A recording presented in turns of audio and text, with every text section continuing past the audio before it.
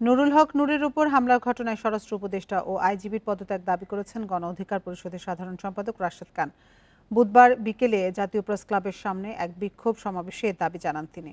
রাশেদ বলেন, ওই হামলার ঘটনায় স্বরাষ্ট্র উপদেষ্টা বা আইজিপি এখনও দুঃখ প্রকাশ করেননি। এতে বোঝা যায় তাদের নির্দেশেই হামলা হয়েছে। রাশেদ খান আরও বলেন, সরকার প্রধান ঘোষণা করলেও চিকিৎসার জন্য এখনও নূরকে দেশের বাইরে পাঠানোর ব্যবস্থা করা হয়নি। এ সময় জাতীয় পার্টি ও স্বৈরাচারের সহযোগী 14 দলের রাজনীতি নিষিদ্ধ করার দাবিও জানান রাশেদ।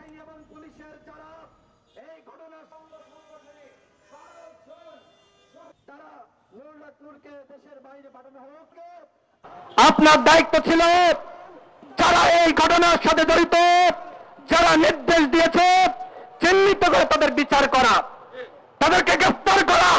এখনো পর্যন্ত সেনাবাহিনী এবং পুলিশের যারা এই ঘটনার সাথে জড়িত, এতদিন পার হয়ে গেল, একজনকেও কেন গ্রেফতার করতে পারলেন না?